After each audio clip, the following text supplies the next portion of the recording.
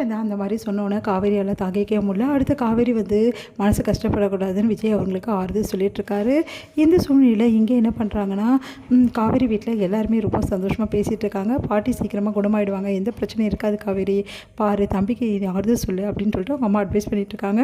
அப்போ திடீர்னு அவங்க அம்மாவுக்கு ஒரு ஃபோன் வருது. அதை கேட்ட சாரதா அதிர்ச்சி அடைகிறாங்க. என்னாச்சுமா அப்படின்னோடனே, நம்ம வீட்டை யாரோ விலைக்கு கேட்குறாங்களாடி, சும்மா சுற்றிக்கிட்டே வராங்களாம், அதான் நீங்கள் விலைக்கு தரீங்களான்னு கேட்குறாங்க அப்படின்னோடனே, அதெல்லாம் தர முடியாதுன்னு சொல்லிட்டியா இல்லையா அப்படின்னு. ஏன்டி அப்படி சொல்கிற, ஏன் தர முடியாது அப்படின்னோடனே அதிர்ச்சி அடைகிறாங்க. கங்கா சொன்னோன்னே, என்னக்கா சொல்லிகிட்ருக்க அப்படின்னோடனே, பின்ன என்னடி அந்த வீடு எதுக்கு வேஸ்ட்டாக தானே இருக்குது, வேஸ்ட்டாக இருக்கா, அப்பாவோட ஞாபகமாக இருக்கிறது அந்த ஒரு வீடு தான்க்கா, ஏங்கா இப்படி பேசுகிற அப்படின்னோடனே, என்னடி நீ கங்கா இப்படி பேசுகிற அப்படி சாரதா சொல்கிறாங்க.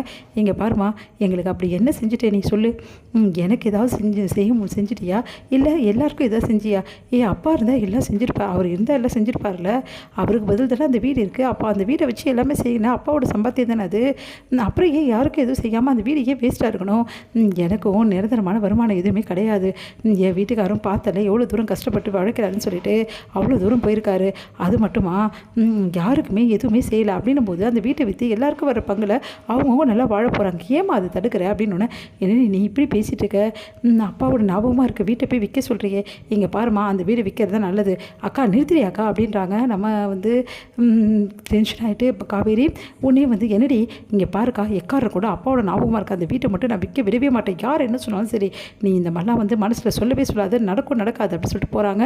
அதை கேட்டு கங்கா அப்படியே டென்ஷனாக வராங்க. அடுத்து இந்த விஷயத்தை கங்காவும் யமுனாவும் பேசிக்கிறப்ப அப்போ ரெண்டு பேருமே முடிவு பண்ணுறாங்க, கண்டிப்பாக அந்த வீட்டை விற்றே ஆகணும் அப்படின்னு சொல்லிட்டு.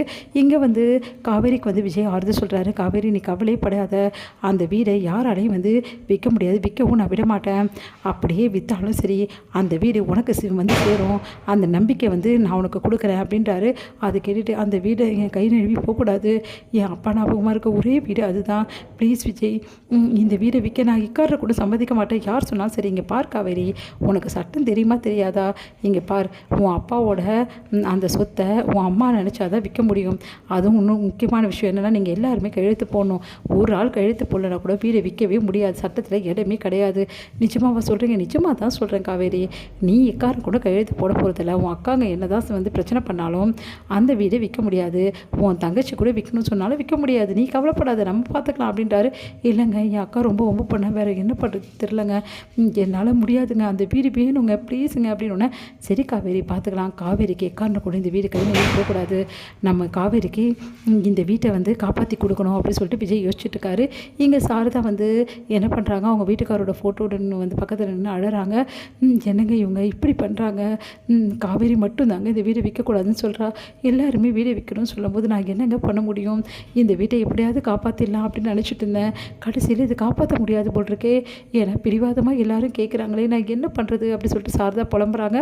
அப்போ காவேரி நீ கவலையே படாத, இந்த வீடை விற்கவே முடியாது, விற்கவும் நம்ம சம்மதிக்கக்கூடாது, நீ உறுதியாக இருக்கணும், நான் எப்படி உறுதியாக இருக்க முடியும், கங்கா பார்த்தல எப்படி கோச்சிக்கிறான்னு சொல்லிட்டு, கங்காவுக்கு உண்மையிலேயே எதுவும் செய்யலை தாண்டி, அந்த மன வருத்தம் அவளுக்கு நிறைய இருக்குடி, அப்பா இருந்தான்னா கங்காவுக்கு ஜாம்னு கல்யாணம் பண்ணியிருப்பார், அதுவும் பண்ணலை, இப்போ அவங்க வீட்டுக்காரும் கஷ்டப்படுறாரு, அதெல்லாம் பார்த்த கங்கா ரொம்ப டென்ஷன் ஆகிட்டாரு, அதான் விற்று கேட்குறாடி அப்படின்னோடனே, இங்கே பாருமா யார் என்ன சொன்னாலும் நீ சம்மதிக்காத, இதை விற்கிறதுக்கு ஒத்துக்கவே ஒத்துக்காதம்மா ப்ளீஸ்மா அப்படி சொல்லிட்டு போகிறாங்க நம்ம காவேரி. அதை கேட்டுட்டு யோசிக்கிறாங்க சாரதா. விஜய் சாரதா கிட்ட உங்களுக்கு இந்த வீடை விற்கிறதுக்கு விருப்பமானு கேட்குறாரு. இல்லை தம்பி அப்படின்னு நீங்கள் கவலைப்படாதீங்க, இந்த வீடு விற்கிறதுக்கு விடாதீங்க அப்படின்ற அவரும் சொல்கிறாரு. இதை கேட்டு கங்கா டென்ஷன் ஆகிறாங்க.